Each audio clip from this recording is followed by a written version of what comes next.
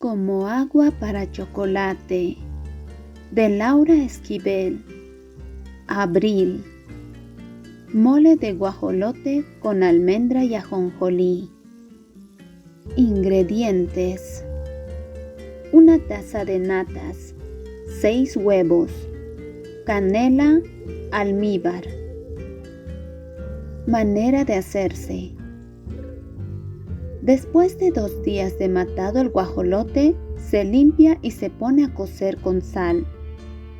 La carne de los guajolotes es sabrosa y aún exquisita si se ha cebado cuidadosamente.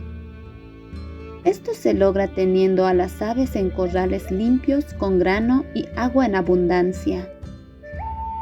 15 días antes de matar a los guajolotes, se les empieza a alimentar con nueces pequeñas, comenzando el primer día con una. Al siguiente se les echan en el pico 2, y así sucesivamente se les va aumentando la ración hasta la víspera de matarse, sin importar el maíz que coman voluntariamente en ese tiempo. Tita tuvo mucho cuidado en cebar a los guajolotes apropiadamente, pues le interesaba mucho quedar bien en la fiesta tan importante a celebrarse en el rancho. El bautizo de su sobrino, el primer hijo de Pedro y Rosaura. Este acontecimiento ameritaba una gran comida con mole. Para la ocasión se había mandado hacer una vajilla de barro especial con el nombre de Roberto, que así se llamaba el agraciado bebé, quien no paraba de recibir las atenciones y los regalos de familiares y amigos, en especial de parte de Tita, quien en contra de lo que se esperaba, sentía un inmenso cariño por este niño, olvidando por completo que era el resultado del matrimonio de su hermana con Pedro, el amor de su vida. Con verdadero entusiasmo, se puso a preparar con un día de anterioridad el mole para el bautizo.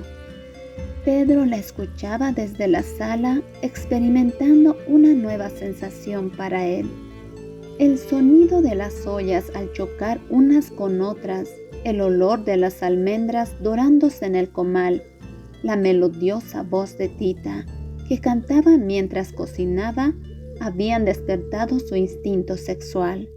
Y así como los amantes saben que se aproxima el momento de una relación íntima ante la cercanía, el olor del ser amado o las caricias recíprocas en un previo juego amoroso, así estos sonidos y olores, sobre todo el del ajonjolí dorado, le anunciaban a Pedro la proximidad de un verdadero placer culinario. Las almendras y el ajonjolí se tuestan en comal. Los chiles anchos desvenados también se tuestan, pero no mucho para que no se amarguen. Esto se tiene que hacer en una sartén aparte, pues se les pone un poco de manteca para hacerlo. Después se muelen en metate junto con las almendras y el ajonjolí. Tita, de rodillas inclinadas sobre el metate, se movía rítmica y cadenciosamente mientras molía las almendras y el ajonjolí. Bajo su blusa, sus pechos se movían libremente, pues ella nunca usó sostén alguno. De su cuello escurrían gotas de sudor que rodaban hacia abajo siguiendo el surco de piel. Pedro, no pudiendo resistir los olores que emanaban de la cocina, se dirigió hacia ella, quedando petrificado en la puerta ante la sensual postura en que encontró a Tita. Tita levantó la vista sin dejar de moverse, y sus ojos se encontraron con los de Pedro. Inmediatamente sus miradas enardecidas se fundieron de tal manera que quien los hubiera visto solo habría notado una sola mirada, un solo movimiento rítmico y sensual, una sola respiración agitada y un mismo deseo. Permanecieron en éxtasis amoroso hasta que Pedro bajó la vista y la clavó en los pechos de Tita. Esta dejó de moler, se enderezó y orgullosamente irguió su pecho para que Pedro lo observara plenamente. El examen de que fue objeto cambió para siempre la relación entre ellos. Después de esa escrutadora mirada que penetraba la ropa, ya nada volvería a ser igual. Tita supo en carne propia por qué el contacto con el fuego altera los elementos, por qué un pedazo de masa se convierte en tortilla, por qué un pecho sin haber pasado por el fuego del amor es un pecho inerte, una bola de masa sin ninguna utilidad. En solo unos instantes, Pedro había transformado los pechos de Tita de castos a voluptuosos, sin necesidad de tocarlos. De no haber sido por la llegada de Chencha, que había ido al mercado por los chiles anchos, quién sabe qué hubiera pasado entre Pedro y Tita. Pedro, fingiendo haber ido por un vaso de agua de limón con chía, lo tomó rápidamente y salió de la cocina. Tita, con manos temblorosas, trató de continuar con la elaboración del mole, como si nada hubiera pasado. Cuando ya están bien molidas las almendras con el ajonjolí, se mezclan con el caldo donde se coció el guajolote y se le agrega sal al gusto. En un molcajete se muelen el clavo, la canela, el anís, la pimienta y por último el bizcocho, que anteriormente se ha puesto a freír en manteca junto con la cebolla picada y el ajo. Enseguida se mezclan con el vino y se incorporan. Mientras molía las especias, Chencha trataba en vano de capturar el interés de Tita, pero por más que le exageró los incidentes que había presenciado en la plaza y le narraba con lujo de detalle la violencia de las batallas que tenían lugar en el pueblo, solo alcanzaba a interesar a Tita por breves momentos. Esta por hoy no tenía cabeza para otra cosa que no fuera la emoción que acababa de experimentar. Además de que Tita conocía perfectamente cuáles eran los móviles de Chencha al decirle estas cosas. Como ella ya no era la niña que se asustaba con las historias de la Llorona, la bruja que chupaba a los niños, el coco y demás horrores, ahora Chencha trataba de asustarla con historias de colgados, fusilados, desmembrados, degollados e inclusive sacrificados a los que sacaban el corazón en pleno campo de batalla.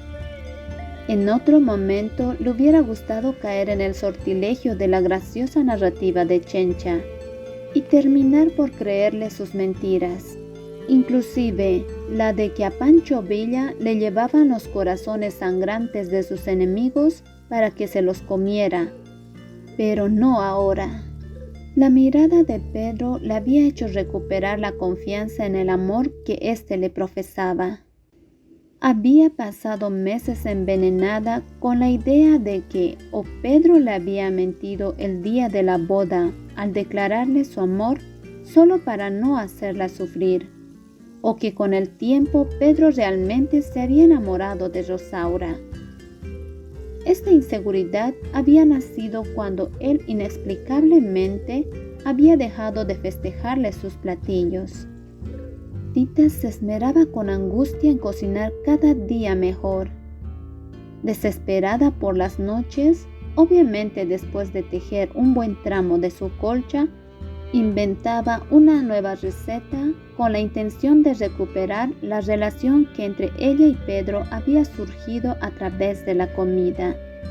De esta época de sufrimiento nacieron sus mejores recetas.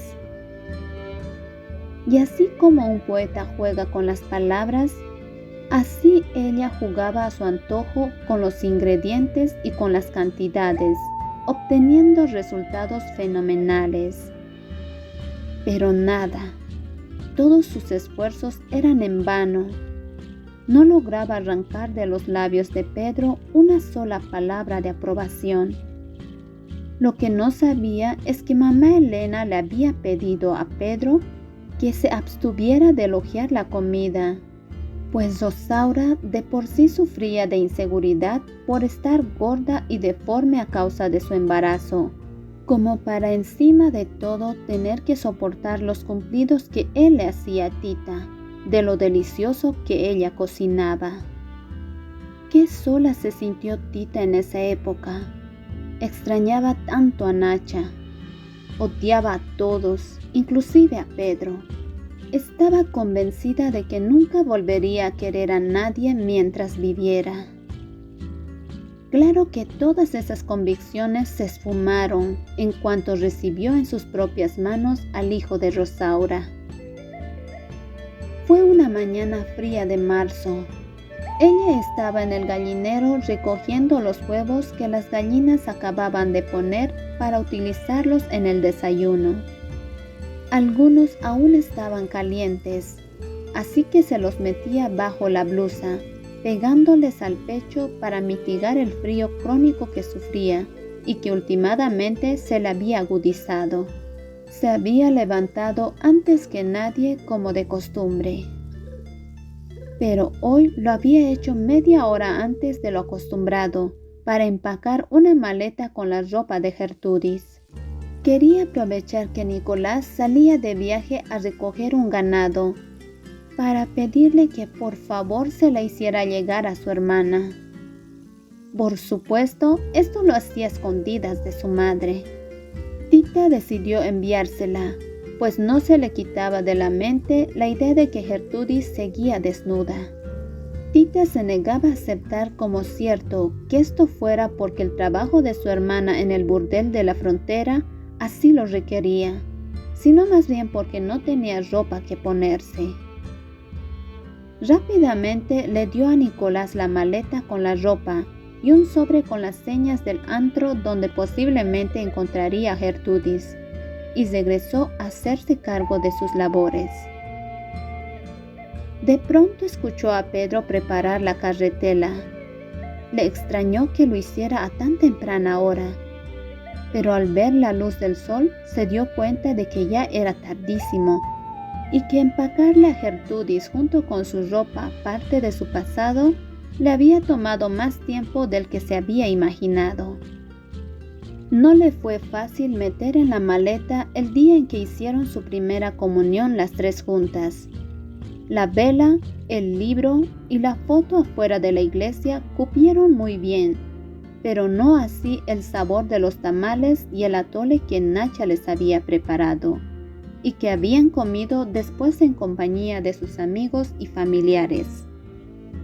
Cupieron los huesitos de chabacano de colores, pero no así las risas cuando jugaban con ellos en el patio de la escuela, ni la maestra Jovita, ni el columpio, ni el olor de su recámara, ni el del chocolate recién batido.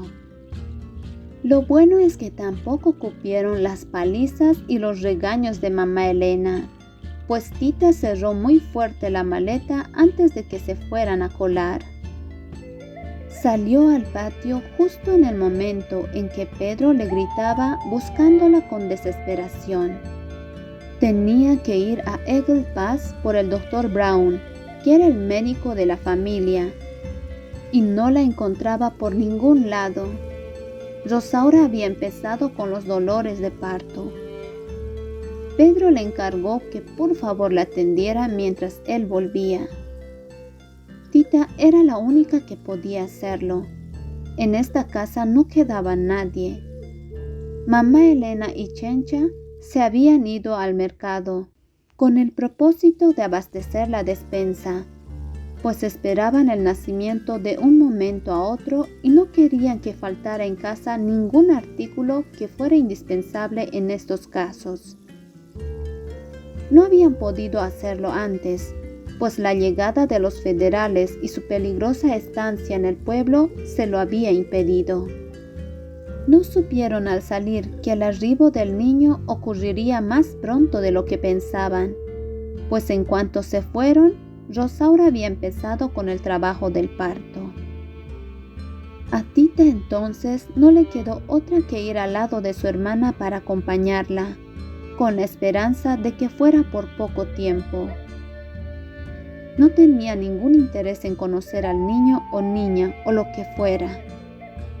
Pero lo que nunca se esperó es que a Pedro lo capturaran los federales injustamente, impidiéndole llegar con el doctor, y que mamá Elena y Chencha no pudieran regresar a causa de una balacera que se entabló en el pueblo y las obligó a refugiarse en casa de los Lobo, y que de esta manera la única presente en el nacimiento de su sobrino fuera ella, precisamente ella. En las horas que pasó al lado de su hermana, aprendió más que en todos los años de estudio en la escuela del pueblo.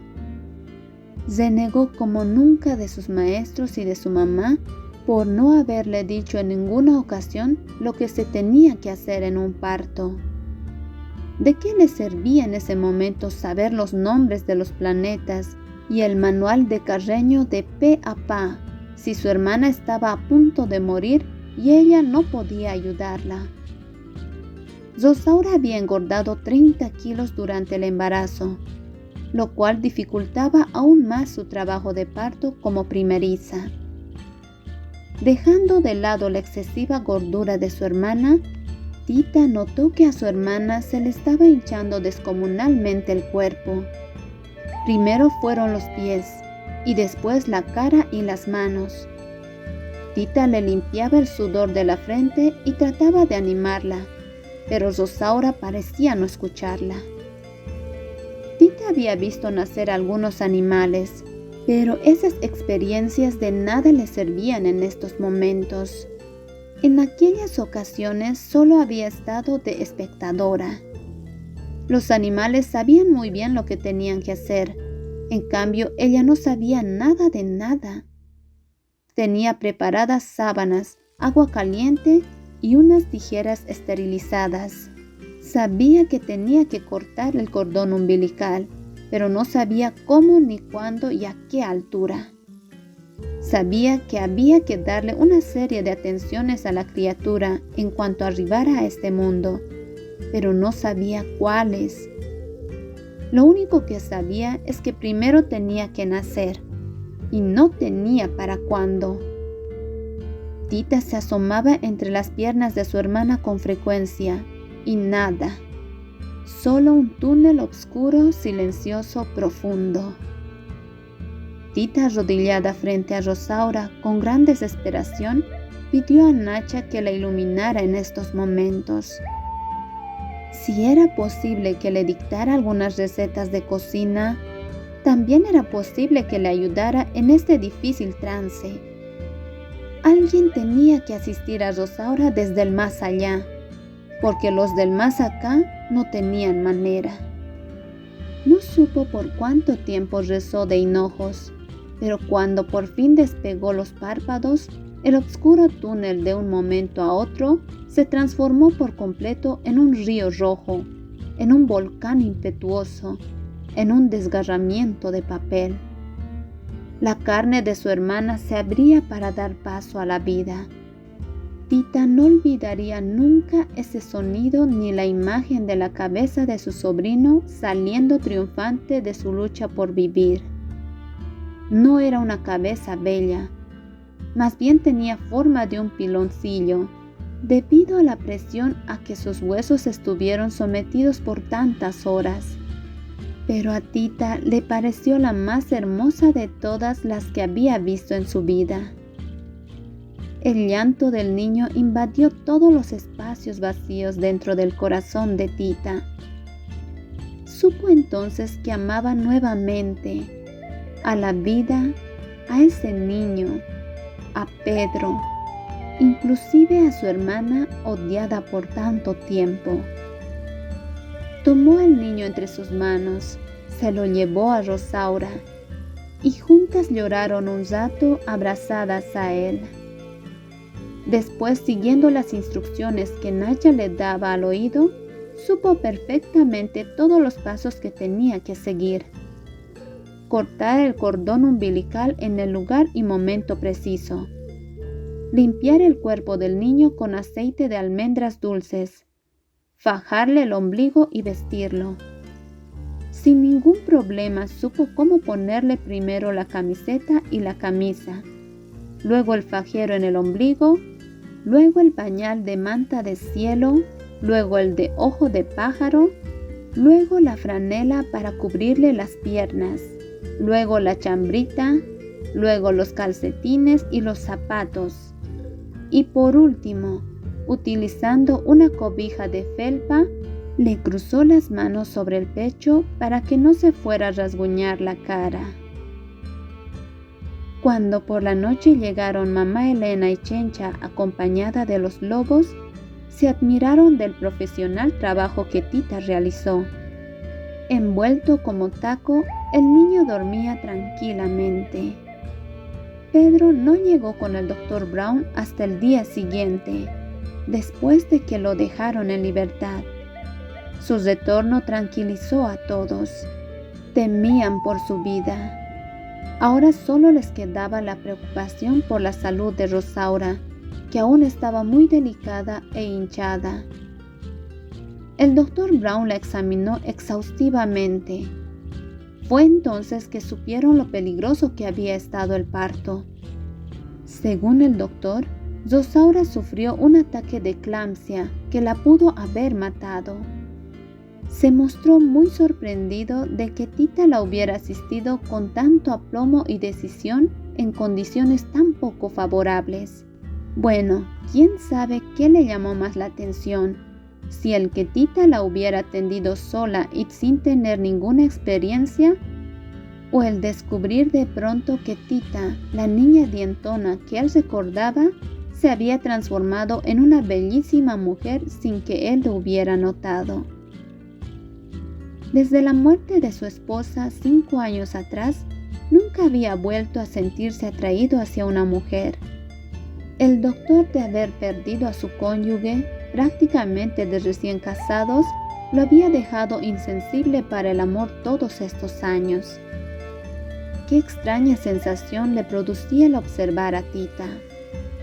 Un hormigueo le recorría todo el cuerpo, despertando y activando sus dormidos sentidos. La observaba como si fuera la primera vez que lo hiciera. Qué agradables le parecían ahora sus dientes. Habían tomado su verdadera proporción dentro de la armonía perfecta de las facciones finas y delicadas de su rostro. La voz de mamá Elena interrumpió sus pensamientos. «Doctor, ¿no sería molesto para usted venir 2 veces al día hasta que mi hija salga del peligro?» «Claro que no. En primera es mi obligación y en segunda es un placer frecuentar su agradable casa». Fue verdaderamente una fortuna que mamá Elena estuviera muy preocupada por la salud de Rosaura y no detectara el brillo de admiración que John tenía en la mirada mientras observaba a Tita, pues de haberlo hecho no le hubiera abierto tan confiadamente las puertas de su hogar. Por ahora el doctor no le representaba ningún problema a mamá Elena. Lo único que la tenía muy preocupada era que Rosaura no tenía leche. En el pueblo afortunadamente encontraron una nodriza que se encargó de amamantar al niño. Era pariente de Nacha, acababa de tener su 8º hijo y aceptó con agrado el honor de alimentar al nieto de mamá Elena. Durante un mes lo hizo de maravilla, hasta que una mañana, cuando se dirigía al pueblo a visitar a su familia, fue alcanzada por una bala perdida que se escapó de una balacera entre rebeldes y federales y la hirió de muerte. Uno de sus parientes llegó a dar la noticia al rancho, justamente cuando Tita y Chencha estaban mezclando en una olla de barro grande todos los ingredientes del mole. Este es el último paso y se realiza cuando ya se tienen los ingredientes molidos tal y como se indicó. Se mezclan en una olla. Se le añaden las piezas del guajolote, las tablillas de chocolate y azúcar al gusto. En cuanto espesa, se retira del fuego. Tita terminó sola de preparar el mole, pues Chencha, en cuanto supo la noticia, se fue inmediatamente al pueblo a tratar de conseguir otra nodriza para su sobrino. No regresó hasta la noche y sin haberlo logrado. El bebé lloraba exasperado. Trataron de darle leche de vaca y la rechazó. Tita trató entonces de darle té, tal y como Nacha lo había hecho con ella, pero fue inútil. El niño igualmente lo rechazó. Se le ocurrió ponerse el rebozo que Lupita la nodriza había olvidado, pensando que el niño se tranquilizaría al percibir el olor familiar que éste despedía. Pero por el contrario, el niño lloró con más fuerza, pues ese olor le indicaba que ya pronto recibiría su alimento y no comprendía el motivo de su retraso. Buscaba su leche entre los senos de Tita. Si hay algo en la vida que Tita no resistía, era que una persona hambrienta le pidiera comida y que ella no pudiera dársela. Le provocaba mucha angustia. Y sin poderse contener por más tiempo, Tita se abrió la blusa y le ofreció al niño su pecho. Sabía que estaba completamente seco, pero al menos le serviría de chupón y lo mantendría ocupado mientras ella decidía qué hacer para calmarle el hambre. El niño se pescó del pezón con desesperación y succionó con fuerza tan descomunal que logró sacarle leche a Tita. Cuando ella vio que el niño recuperaba poco a poco la tranquilidad en su rostro y lo escuchó deglutir, sospechó que algo extraordinario estaba pasando. ¿Sería posible que el niño se estuviera alimentando de ella? Para comprobarlo, separó al niño de su pecho y vio cómo le brotaba un chisguete de leche. Tita no alcanzaba a comprender lo que sucedía. No era posible que una mujer soltera tuviera leche. Se trataba de un hecho sobrenatural y sin explicación en esos tiempos.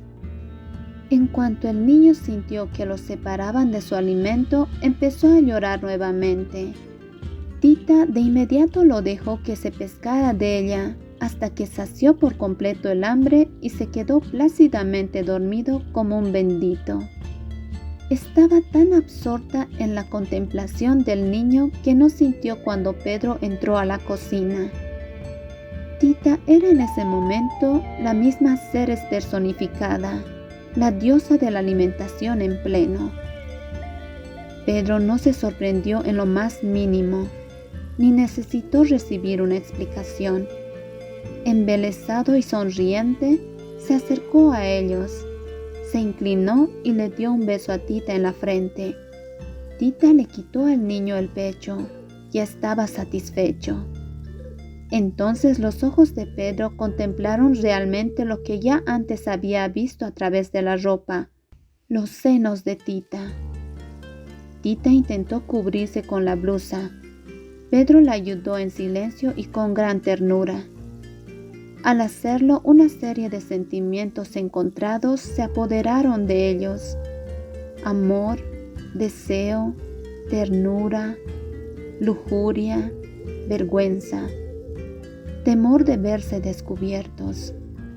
El sonido de los pasos de mamá Elena sobre la duela de madera les advirtió oportunamente del peligro. Tita alcanzaba a ajustarse correctamente la blusa y Pedro a tomar distancia de ella antes de que mamá Elena entrara en la cocina. De tal manera que cuando abrió la puerta no pudo encontrar, dentro de lo que para las normas sociales permiten, nada de qué preocuparse. Pedro y Tita aparentaban gran serenidad. Sin embargo, algo olió en el ambiente que la hizo agudizar todos sus sentidos y tratar de descubrir qué era lo que la inquietaba. «Tita, ¿qué pasa con ese niño? ¿Lograste hacerlo comer?» «Sí, mami. Tomó su té y se durmió». ¡Ay, bendito sea Dios entonces! Pedro, ¿qué esperas para llevar al niño con tu mujer? Los niños no deben estar lejos de su madre. Pedro salió con el niño en brazos. Mamá Elena no dejaba de observar detenidamente a Tita. Había en sus ojos un destello de turbación que no le gustaba nada. ¿Ya está listo el champurrado para tu hermana? Ya, mami. Dámelo para que se lo lleve. Necesita tomarlo día y noche para que baje la leche. Pero por más champurrado que tomó, nunca le bajó la leche. En cambio, Tita tuvo desde ese día leche suficiente como para alimentar no solo a Roberto, sino a otros 2 niños más si así lo hubiera deseado. Como Rosaura estuvo delicada algunos días, a nadie le extrañó que Tita se encargara de darle de comer a su sobrino. Lo que nunca descubrieron fue la manera en que lo hacía, pues Tita, con la ayuda de Pedro, puso mucho cuidado en que nadie la viera. El niño, por tanto, en lugar de ser un motivo de separación entre ambos, terminó por unirlos más. Tal parecía que la madre del niño era Tita y no Rosaura. Ella así lo sentía y así lo demostraba. El día del bautizo, con qué orgullo cargaba a su sobrino y lo mostraba a todos los invitados. Rosaura no pudo estar presente más que en la misa, pues aún se sentía mal. Tita entonces tomó su lugar en el banquete. El doctor John Brown miraba a Tita embelesado. No le podía quitar los ojos de encima. John había asistido al bautizo solo para ver si podía conversar con ella a solas. A pesar de que se veían a diario durante las visitas médicas que John le hacía a Rosaura, no habían tenido la oportunidad de platicar libremente y sin ninguna otra persona presente. Aprovechando que Tita caminaba cerca de la mesa donde él se encontraba, se levantó y se le acercó con el pretexto de ver al niño. ¡Qué bien se ve este niño al lado de una tía tan bella! Gracias, doctor. Y eso que no es su propio hijo. Ya me imagino lo bonita que se va a ver cuando el niño que cargue sea suyo. Una nube de tristeza cruzó por el semblante de Tita. John la detectó y dijo: «Perdón, ¿parece que dije algo incorrecto?» No es eso. Lo que pasa es que yo no me puedo casar ni tener hijos, porque tengo que cuidar a mi mamá hasta que muera. ¿Pero cómo? Eso es una tontería. Pero así es. Ahora les ruego que me disculpe. Voy a atender a mis invitados. Tita se alejó rápidamente, dejando a John completamente desconcertado. Ella también lo estaba, pero se recuperó de inmediato al sentir en sus brazos a Roberto. ¿Qué le importaba su destino mientras pudiera tener cerca a ese niño, que era más suyo que de nadie? Realmente ella ejercía el puesto de madre sin el título oficial. Pedro y Roberto le pertenecían y ella no necesitaba nada más en la vida. Tita estaba tan feliz que no se dio cuenta de que su madre, lo mismo que John, aunque por otra razón, no la perdía de vista un solo instante. Estaba convencida de que algo se traían entre manos Tita y Pedro. Tratando de descubrirlo, ni siquiera comió, y estaba tan concentrada en su labor de vigilancia que le pasó desapercibido el éxito de la fiesta. Todos estuvieron de acuerdo en que gran parte del mismo se debía a Tita. El mole que había preparado estaba delicioso. Ella no paraba de recibir felicitaciones por sus méritos como cocinera, y todos querían saber cuál era su secreto. Fue verdaderamente lamentable que en el momento en que Tita respondía a esta pregunta, diciendo que su secreto era que había preparado el mole con mucho amor, Pedro estuviera cerca y los dos se miraran por una fracción de segundos con complicidad, recordando el momento en que Tita molía en el metate pues la vista de águila de mamá Elena a 20 metros de distancia detectó el destello y le molestó profundamente. Entre todos los invitados, ella era realmente la única molesta, pues curiosamente, después de comer el mole, todos habían entrado en un estado de euforia que los hizo tener reacciones de alegría poco comunes. Reían y alborotaban como nunca lo habían hecho, y pasaría bastante tiempo antes de que lo volvieran a hacer.